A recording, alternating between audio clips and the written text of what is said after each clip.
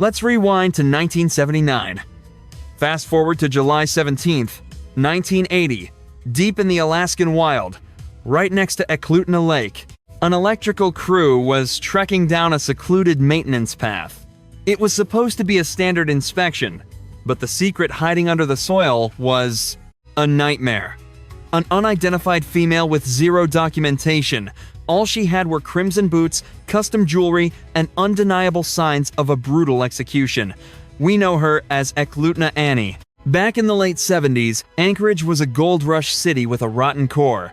The pipeline construction flooded the area with cash and transient laborers, sparking a chaotic party scene. It was a magnet for young women looking to make quick money in the red light district or on street corners. But the boom didn't just bring money, it brought a predator. From 1979 to 83, Anchorage became a hunting ground where dozens of women simply evaporated or turned up dead in the brush. That dark reality hit home on July 17, 1980, when those linemen stumbled upon horror. Deep in the timber, a mile off the main drag, they spotted a makeshift burial site. It held the remains of a young woman, barely concealed by the earth. It was a desolate spot, silent except for the electric buzz overhead. The crew was obviously rattled, but they didn't hesitate to dial the authorities. Alaska State Troopers locked down the perimeter and retrieved the body, which was in bad shape, so reduced mostly to skeleton and mummified skin. Mother Nature had taken her course. This victim had clearly been out there for a long stretch. Detectives observed the grave was shallow and frantic, implying a rushed disposal job. But the real problem was what was missing. No wallet, no handbag, zero identification. News of a murdered girl on the edge of town sent a shockwave through the community, fueling paranoia. The papers ran with the grim basics. An unknown female discovered near Eklutna Lake. Without a name, the media dubbed her Eklutna Annie instead of just another Jane Doe. Just like that, police had a murder. But no victim profile and zero suspects. From the very first day, the investigation was freezing cold. The remains were shipped to the Anchorage Medical Examiner for analysis. The forensics team managed to extract some crucial data regarding her look, timeline, and cause of death. But the one thing science couldn't give them was her name. They estimated she'd been gone for about a year. Based on her heavy winter gear, she likely met her end in the autumn or winter of 1979. The freezing Alaskan climate acts like a refrigerator, slowing decay, but even so, only bones were left, which made facial identification impossible. As for the kill method, the ME found a fatal stab wound to the back that punctured her lung. Evidence suggested a single, vicious blade strike right between the shoulder blades, causing her lungs to fail. Even with just a skeleton, experts built a profile. She was petite, standing only 4'11" to 5'3" with a slight frame. Then came the heartbreaking realization regarding her age. She was likely late teens, maybe early 20s. Estimates ranged from 16 to 25. Anthropologists determined she was white, perhaps with Native American roots, and with light brown or strawberry blonde hair. But the real clues were her clothes. Knee-high red leather boots and some very specific jewelry. She wore a handmade turquoise bracelet, a shell bead necklace, a carved shell ring, and twisted gold hoops. These weren't generic items. Police blasted photos of the accessories everywhere, convinced a friend or family member would recognize them. But the phone never rang. A box of matches in her pocket suggested she was a smoker, but that was a dead end too. Detectives scoured missing persons reports from the estimated time frame, but found nothing.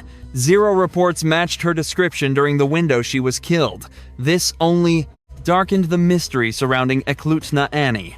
Nobody had even reported her missing. Police theorized she was a drifter, fresh to Anchorage, maybe running from a bad home or a violent ex. So, for years after 1980, Eklutna Annie's file gathered dust. They laid her to rest in the Memorial Park Cemetery, the headstone simply reading, Jane Doe, died 1980. Detectives were stumped.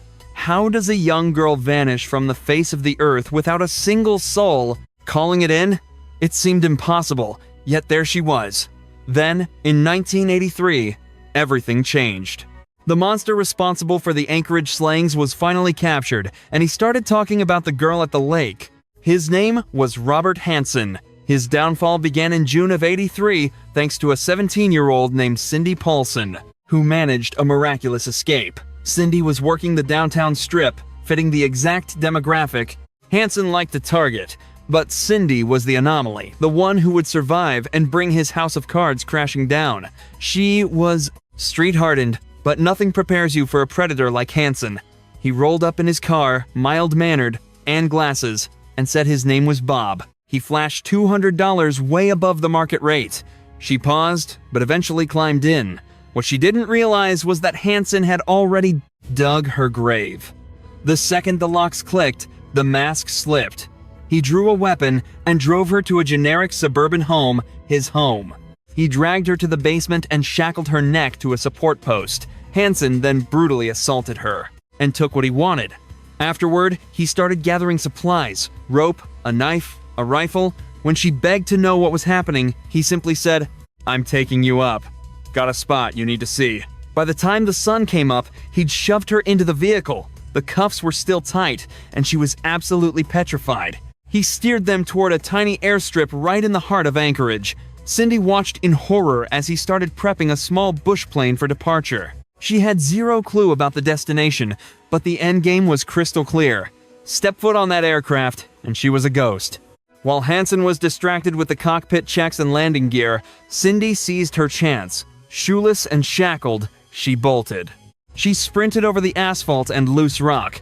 Miraculously, a guy in a pickup saw the frantic, waving figure and slammed on the brakes. The driver unlocked the door, and she scrambled inside. She pleaded with him to skip the cops. She was terrified her line of work would land her in a cell. Instead, he dumped her at the Mush Inn down the road so she could ring her boyfriend. But the Samaritan? He dialed 911 anyway. A patrolman showed up shortly after. He discovered Cindy cowering beneath the sheets in a rented room. Trembling violently, the metal cuffs still locked on her wrists. She spilled her guts right there. The dungeon in the basement, the blades, the hangar, the aircraft. She even described the inside of Hansen's ride and his home down to the T.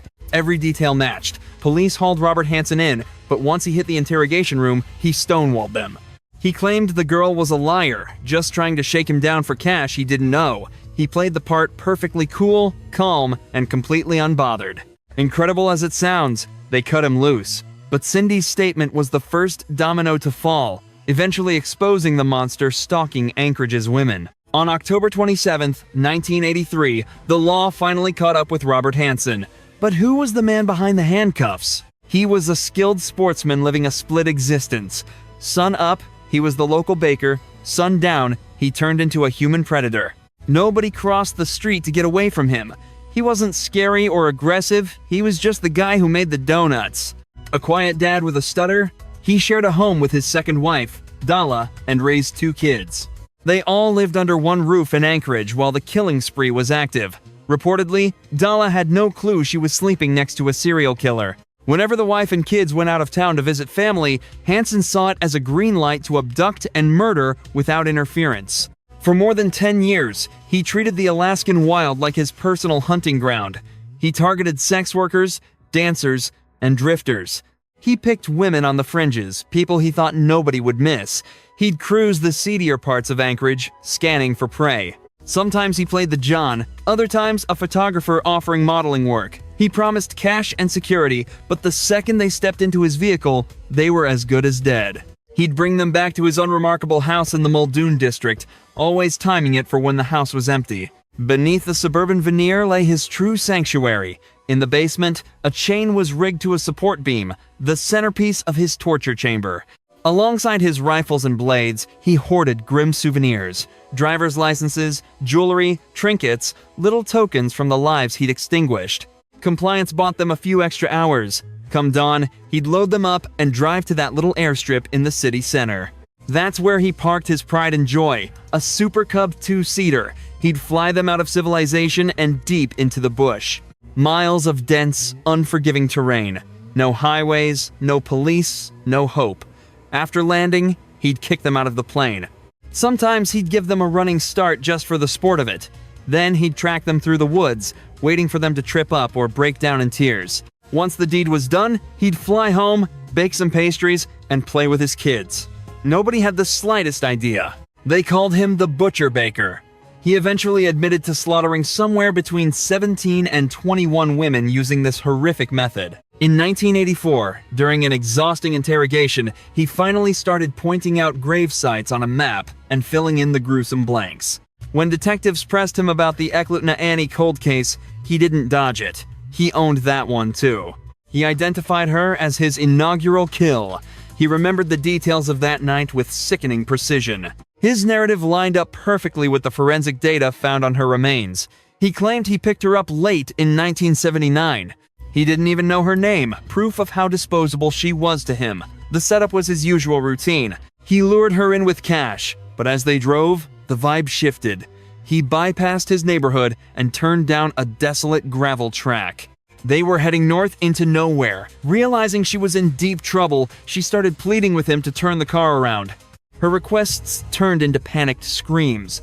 Hansen tried to gaslight her, claiming they were just going to a private spot a few miles up. She wasn't buying it and demanded to get out. That's when Hansen produced a pistol and told her silence was the only way she'd stay alive. While navigating a muddy trail near Eklutna, his truck bogged down in the sludge. Annie saw an opening and bailed. She disappeared into the blackness, running for her life. But Hansen, the expert outdoorsman, grabbed a blade and a flashlight and went after her like a movie monster. He told police exactly how he ran her down in the timber. She tripped, and he seized her by her hair, slamming her into the dirt. It was a brawl. She managed to fish a small knife out of her bag to defend herself, but he was too strong. Just as the coroner's report suggested, he drove his blade into her back a single time. He vividly recalled her screaming, "Please don't kill me." Those were the last words she ever spoke. The wound collapsed her lung, and she faded fast. Having completed his first murder, Hansen dragged her corpse into the brush. Upon reaching the power lines, he frantically scooped out a shallow resting place to conceal the body, confident that the isolation of the spot would keep his dark secret buried as he fled the area. The victim's body remained hidden beneath the winter freeze and through the thaw of spring 1980, only surfacing when a maintenance team accidentally stumbled upon her. By 1984, Robert Hansen's confession provided the who and the how, yet the who she was remained a total blank, even as the Butcher Baker was found guilty of a string of slayings. The judge handed down a staggering sentence: life imprisonment with an additional 461 years, and Hansen eventually breathed his last inside a prison cell in 2014. He took the secret of her name to his grave, offering no final clues, leaving detectives to grapple with an agonizingly incomplete puzzle. While the killer was behind bars, the file on the victim couldn't be shelved. She remains Alaska's longest-running unidentified person investigation, a Jane Doe case that refuses to go cold. A detective working the cold case framed it as a fundamental issue of human dignity and equal justice. The sentiment is clear. Regardless of her background or lifestyle, she merits the same relentless effort to find her kin as anyone else. And her story has since evolved into one of the great land's most haunting unsolved mysteries. The community hasn't forgotten her either. People who never met her still leave bouquets at a marker simply inscribed "Jane Doe, died 1980, while others stop to pay respects at her memorial plaque. Recent years have seen a renewed push to reclaim her identity, and in 2020, experts utilized her skeletal remains to generate a digital forensic facial reconstruction. 4 decades and a year after her murder, this high-tech composite was broadcast to the world, banking on the hope that the image might spark a memory. The rendering depicts a youthful female with light brunette hair pulled back, capturing a gaze that feels unsettlingly real. That 2020 distinct face went viral almost instantly, racking up hundreds of shares across platforms, while regional news stations featured the fresh visual in their crime reports. Sadly, the breakthrough never materialized. Despite a slow stream of leads over the decades, every single tip has led to a dead end. While online sleuths trade theories, detectives hold on to the hope that a distant friend or relative, someone missing a girl who ventured north and vanished, will spot the image and connect the dots. The clock is ticking. However, as police suspect, she was likely a drifter swept up in the gritty nightlife scene of Anchorage.